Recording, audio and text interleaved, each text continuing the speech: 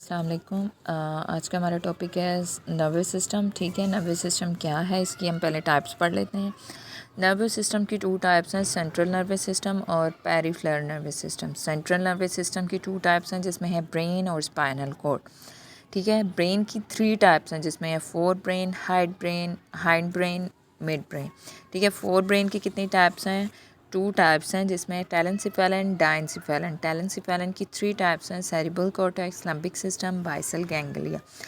और डाइनसिफेलन की 2 टाइप्स हैं जिसमें हाइपोथैलेमस है और थैलेमस है। अब मिड ब्रेन की कितनी टाइप्स हैं? मिड ब्रेन की 1 टाइप है मेजेंसिफेलन। ठीक है, मेजेंसिफेलन की 2 टाइप्स हैं, टेक्टम और टेगमेंटन। हाइंड ब्रेन में कितनी टाइप्स हैं? हाइंड ब्रेन की 2 टाइप्स हैं, मेटेंसिफेलन और माइलेंसिफेलन। इसकी मेटेंसिफेलन की 2 टाइप्स हैं, पॉन्स और सेरिबल। और माइलेंसिफेलन की एक टाइप है जिसमें है मेडोला। अब है इसकी नर्वस सिस्टम की जैसे 2 टाइप्स थी, सेंट्रल नर्वस सिस्टम और peripheral nervous system. Peripheral nervous system की 2 टाइप हैं, सिमेटिक नर्वस सिस्टम और ऑटोमेटिक नर्वस सिस्टम। और सिमेटिक नर्वस सिस्टम की भी 2 टाइप्स हैं जिसमें एफरेंट और इफरेंट। और ऑटोमेटिक नर्वस सिस्टम की 2 टाइप्स हैं जिसमें semantic nervous system and parasympathetic nervous system. सबसे पहले हम पढ़ेंगे सेंट्रल नर्वस सिस्टम जिसकी 2 टाइप्स हैं, ब्रेन और स्पाइनल कॉर्ड। तो हम इसकी सेंट्रल नर्वस सिस्टम की फर्स्ट टाइप पढ़ेंगे, ब्रेन। ब्रेन क्या है?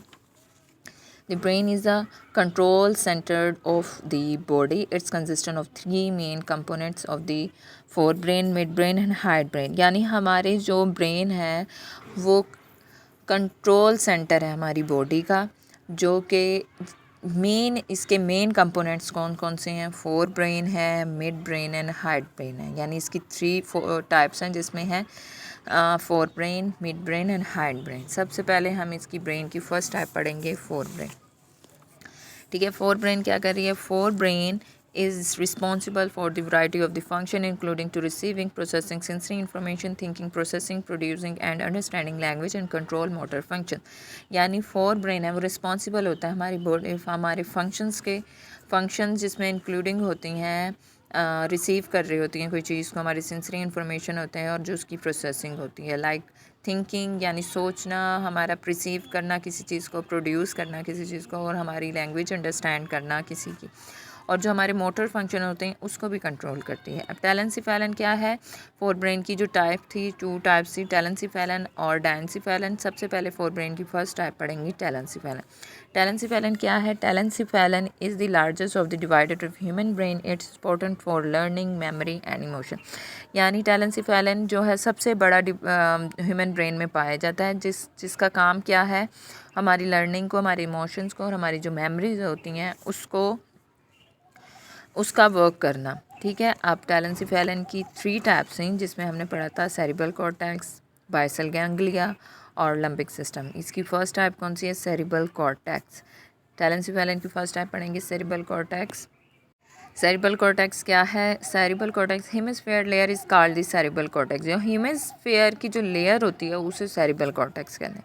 The cerebrum is the largest part of the human brain, is divided into left और राइट हेमिस्फीयर। ठीक है, जो हमारे सेरिब्रम है वो एक बड़ा पार्ट होता है एक ह्यूमन ब्रेन में, जो डिवाइड करता है 2 पार्ट को, लेफ़्ट और राइट पार्ट को। ठीक है, hemisphere connected to each other by the corpus callosum. फिर उन्होंने क्या कहा? उन्होंने कहा है जो हेमिस्फीयर है वो एक दूसरे के साथ कनेक्ट होता है, कार्पस क्लोसम के ज़रिए होता है। हेमिस्फीयर आज covered with a thin grey layer now as a cerebral cortex. जो हेमिस्फीयर है वो कवर होती है एक ग्रे मोटी लेयर से ढका होता है, जिसको सेरिब्रल कॉर्टेक्स के नाम से हम जानते हैं। Fish have no cerebral cortex, यानी मछली में सेरिब्रल कॉर्टेक्स होता ही नहीं है। Cortex is each hemisphere of the cerebrum is between 1 and 4 metre thicker. ठीक है, जो उन्होंने कहा कॉर्टेक्स की जो एक हेमिस्फीयर होती है, जो सेरिब्रम कहते हैं, वो 1 से 4 मिलीमीटर गाढ़ा होता है या थिकर होता है। Fold divided the cortex into 4 lobes. ठीक है, जो फोल्ड्स हैं उसने डिवाइड किया सेरिब्रल कॉर्टेक्स को 4 लोब्स के साथ। ठीक है, क्या है सेरिब्रल कॉर्टेक्स? क्या है? सेरिब्रल कॉर्टेक्स होता है जो हेमिस्फीयर की जो लेयर होती है उसको कहते हैं सेरिब्रल कॉर्टेक्स, जो एक बड़े साइज़ का होता है ह्यूमन ब्रेन में। फिर इस जो डिवाइड किया जाता है 2 पार्ट में, यानी उसके लेफ़्ट और राइट में होता है। फिर हेमिस्फीयर कनेक्ट होता है एक दूसरे के साथ, जिसे कार्पस क्लोसम कहते हैं। फिर उन्होंने कहा है जो हेमिस्फीयर होता है वो कवर होता है एक बहुत बड़ी ग्रे थिकर ग्रे लेयर से होता है जिसे सेरिबल कॉर्टेक्स कहते हैं। और फिश में कार्पस सेरिबल कॉर्टेक्स होता ही नहीं है। और ये कितना होता है, एक ब्रेन में 1 से 4 मिलीमीटर थिकर होता है। और फोर्ड्स ने डिवाइड किया सेरिबल कॉर्टेक्स को 4 लोब्स के। अब 4 लोब्स क्या हैं, जिसमें 4 लोब्स की टाइप है frontal lobe, partial lobes, temporal और ऑक्सीपिटल लोब। सबसे पहले हम फर्स्ट लोब पढ़ेंगे, frontal lobe. It is located at the front of the centre sulcus where it's receive the signal from other lobes of the brain. ठीक है, उन्होंने कहा है ये फ्रंटल लॉब क्या है, जैसे वर्ड से भी पता चल रहा है कि फ्रंटल लॉब फ्रंट में ही पाया जाता है, जैसे सेरिबल सर्कस कहते हैं, जो रिसीव करता है सिग्नल को एक लॉब से और दूसरे लॉब्स के ज़रिए हमारे ब्रेन में। फिर इसके मेजर एरियाज़ हैं जहाँ पे ये वर्क करता है, जो सिग्नल रिसीव करता है, यानी हमारी primary cortex, Broca's areas related to speech, medical cortex, control, limbic movement, legs, prefrontal cortex, planning phase, frontal eyes field, eyes control movement. यानी ये क्या क्या करता है, उन्होंने कहा कि हमारी स्पीच से भी रिलेट करता है, हमारी मूवमेंट, हमारी लेग्स की मूवमेंट, और प्लानिंग फेज़ में भी होता है, आइज मूवमेंट में भी होता है। फिर उसके फंक्शंस क्या है, movement, voluntary gaze, thoughts processing, memory, social और ordinary task, problem solving, social behaviour, emotions.